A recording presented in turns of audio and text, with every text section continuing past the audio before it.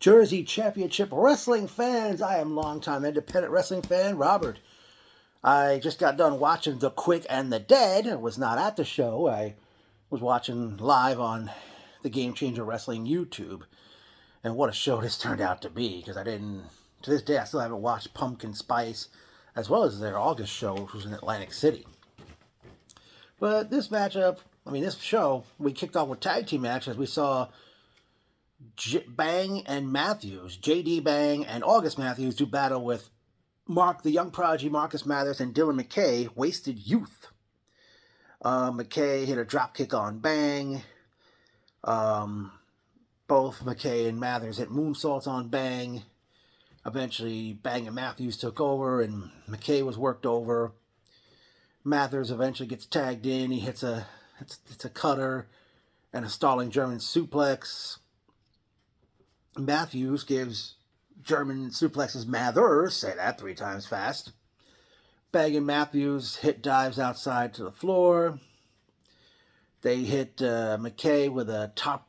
They both jump. Bang and Matthews jumped off the same turnbuckle and both double stomped McKay in the back. McKay hit a solo Spanish fly on Matthews. Mathers with a destroyer on Bang. Bang hit a poison Rana or rewind Rana on McKay. Mathers hits a cutter on Matthews. McKay hits a shooting star press off the top rope onto Matthews, followed by a 450 splash by Mathers onto... McKay hit it was a shooting star press on Bang, and then Mathers hit the 450 splash, and Wasted Youth was victorious over Bang and Matthews. My first time seeing Bang and Matthews, and I sure hope this very match will open the door and open a lot of eyes to other bookings for those two men. Okay, next up was singles competition, as we saw Clark Connors of the War Dogs take on Matt Makowski. Connors is one half of the IWGP World Junior Heavyweight Tag Team Champions over in New Japan Pro Wrestling, apparently. Connors gave Makowski a chop in each corner. Makowski worked on Connors' arm. Connor eventually hit the pounce, which Monty Brown was known for. They had a slugfest in the middle of the ring. Makowski put a Boston Crab on Connors, and then put a cross arm breaker, but he broke out of that. They exchanged German suplexes. Connors hit a spear, and then, surprisingly, Makowski, to the shock of the crowd, kicked out at 1. Connors hit a second spear.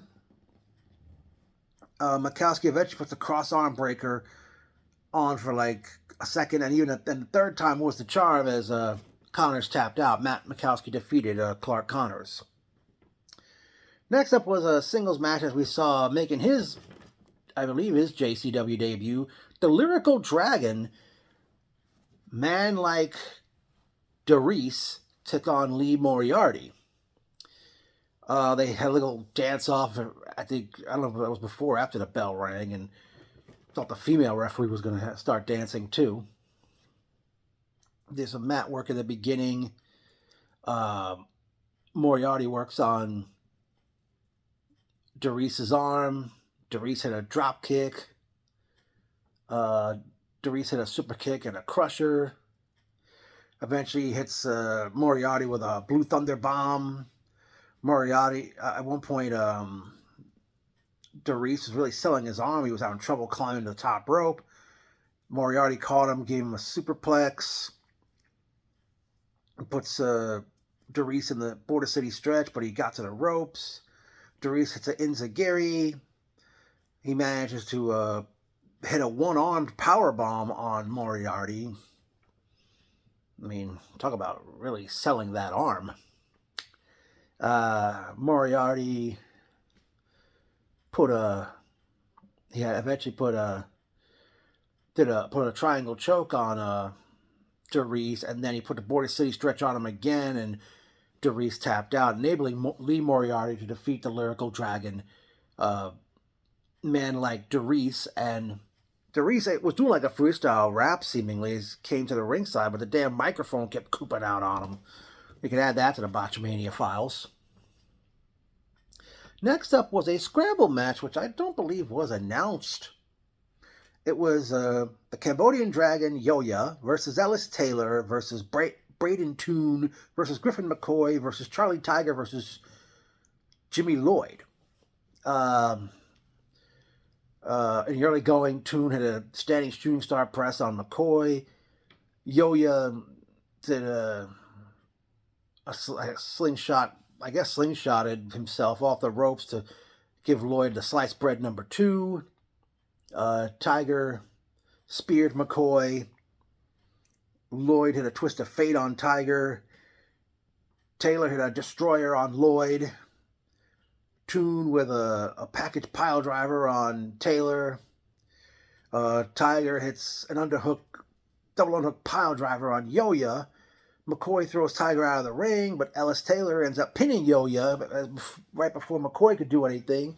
Ellis Taylor defeated Yo-Ya, Griffin McCoy, Braden Toon, Charlie Tiger, and Jimmy Lloyd, and it looked like there was seemed to be some trouble in the camp of Young, Dumb, and Broke, and McCoy and Taylor left the ring together. Next up was tag team action, as we were having to see the Rejects, John Wayne Murdoch and Reed Bentley. They come to the ring, but as they're coming to the ring, they're attacked by their opponents, representing the War Dogs, Alex Coughlin and Gabe Kidd. Or is it Dave Kidd? All apologies if I got his name wrong. And they're going at it out on the floor. Murdoch, maybe not even 2 minutes of the match, Murdoch was bleeding.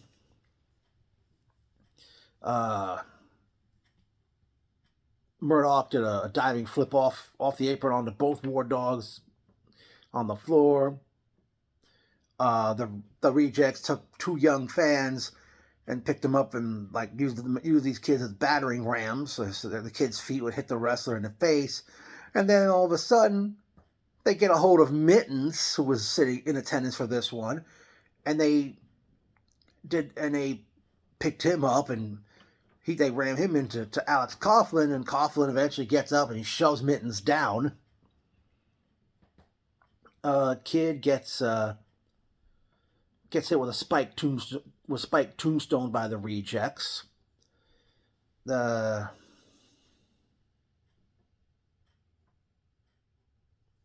Kid actually press slams Bentley off the top rope onto Murdoch, who was sitting in a chair, and the chair didn't really have much luck right then and there.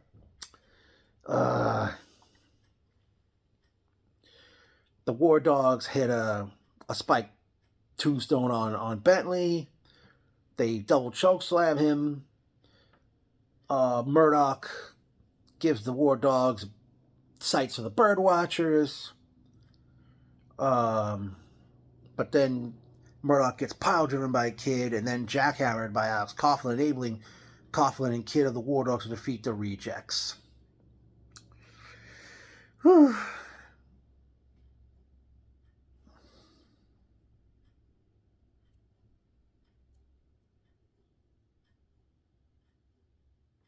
Okay, next up was, we saw the Speedball Mike Bailey take on the Space Jesus, Billy Starks. In the early going, Bailey Speedball hits a boot and a brain buster, but Starks kicked out. Starks with a dive through the middle and bottom ropes onto the floor. Speedball put Starks in a Boston Crab on the floor.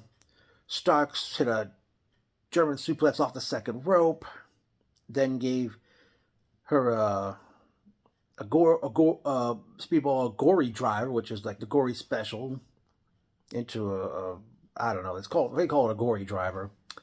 One point, to avoid a super kick, Starks did like a movement like seen out of the movie The Matrix. All right. Starks hit a release dragon suplex. They exchanged forearms. They exchanged super kicks. Starks hit Speedball with the Sugoi driver on the apron. Bayley, back in the ring, she attempted a swanton, but Speedball lifted his knees to thwart that. Speedball hit one of my favorite moves, the Dragon Screw Leg Whip. Say that 3 times fast. And then the end came when Speedball hits the Flamingo or Flamenco driver and pins Billy Starks. And after the match, Mike Bailey asks Starks to come back in the ring for a handshake. Instead, she slapped him in the face and spit on him and then left the ring. One thing I know for certain, folks, I would definitely like to see a rematch between those two, whether it's JCW or someplace else. Okay. And, right after this match, Nick Knowledge, who was commentating the show with Vita Scott, he was really, really putting the show and the card over. And I'll tell you what, if it wasn't football season, I would have made this show. Okay, next up, in another match, singles match, we had the Kick Demon, Janai Kai, take on the root of all evil, Charles Mason. Early on, Mason put a sleeper hold on Kai, but she got to the ropes. Kai hit her karate, her martial arts kicks. Mason eventually caught her foot and started biting her toe. Kai retaliated by biting Mason's finger later in the match. Mason put a choke sleeper on it, but she broke out of that. Kai put a dragon clutch sleeper on Mason, but he got out of that one. Mason hit a pile driver on her. Mason gives Kai a very stiff slap, puts a sleeper hold on her again, and then pins her after the spinning cradle tombstone. So Charles Mason, the root of all evil, defeated the Kick Demon, Janai Kai, to pick up the victory. Just before the main event, it was ring announcer Emil J announces to the crowd that the Jersey J Cup will return. The Jersey J Cup, which was done earlier this year, where Jordan Oliver had become the JCW heavyweight champion. Oh, JCW heavyweight champion. They're going to do, this time it's going to be a 2-night event at the White Eagle Hall in Jersey City. And it's going to be a 2-night event, they said, February 9th and 10th, 2024 at the White Eagle Hall in Jersey City, New Jersey. All right. Then it was main event time as the one called Manders challenged Jordan Oliver for the heavyweight championship. Eventually, Oliver hit a baseball slide onto the floor while Manders was on the floor. Manders hung Oliver out to dry when he picked him up for a suplex and dropped him gut first on the top rope.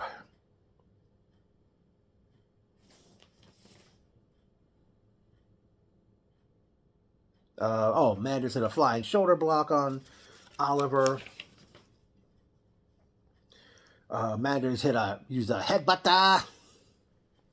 Oliver eventually hit a leap. He leaped up, went from the apron, leaped off the ropes, and gave Manders a cutter. He hip tossed Manders out to the floor.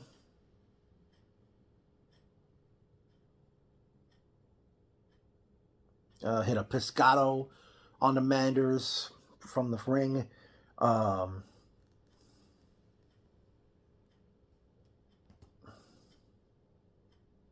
Eventually hit they're both standing on the top rope, and Oliver hit a top rope Super Hurricane Rana. Then did a moonsault, but Manders kicked out of all that. Eventually Manders does a 3-point clothesline as Oliver was in the corner. Then hits a Dr. Bomb, but Oliver kicked out of that. I believe he took a German. He gave Oliver a German suplex. Oliver, well, here's a shock. I forgot what Manders went for. He was running towards like running towards him. I don't know if he jumped or can't remember if he jumped or not, but Oliver had caught him, Oliver caught Manders and gave him what some call the side slam, sidewalk slam, but to me it's always going to be remembered as the Dino Bravo finisher, which was called a side suplex. You know, most fans don't even know who Dino Bravo was. Okay, eventually Oliver hits the clout cutter. They exchange, I don't know how many chops in the middle of the ring. Eventually Jordan hits a Yakuza kick. Manders hit a reverse northern lariat, followed by a lariato. Manders tried to go for a lariat on the floor, but his arm hit the ring post. Oliver was capitalizing on the arm as he did a satellite head scissor to the Fujiwara armbar. Manders hit a left arm lariat.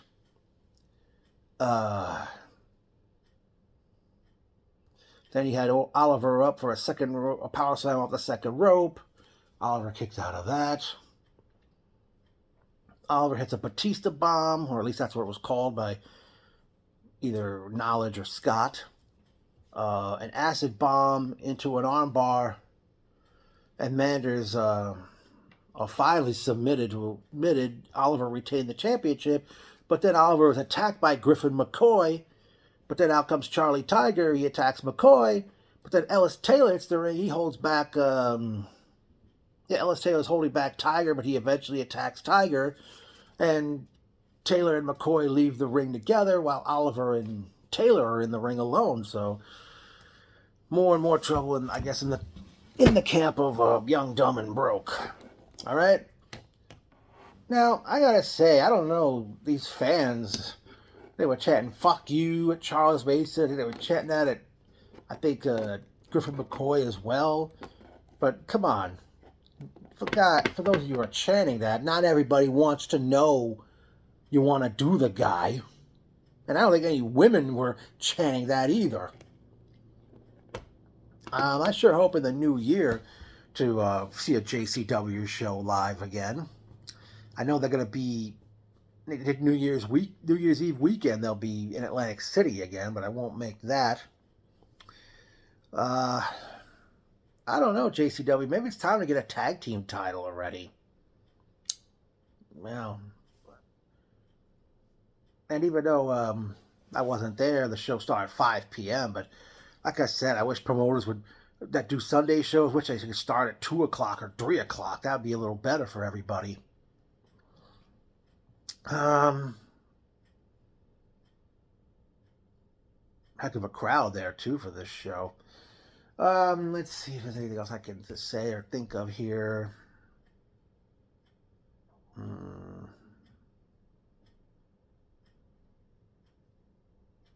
Wow. Is that it? Let me see. Well, actually, I'll say hopefully. Like I said, as far as Bang and Matthews, I hope this match they did with Wasted Youth opens the door for them to get more bookings. Hopefully they'll get to come back to JCW. Same can be said about Clark Connors and Matt Mikowski. Well, it was kind of odd, like the two matches in a row ended on submissions. And wow. Like I said, maybe it's time for them to get a tag team championship already. But there's so many teams on the indies running around.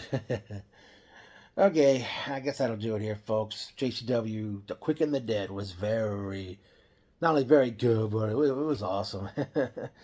Made me wish I could have been there.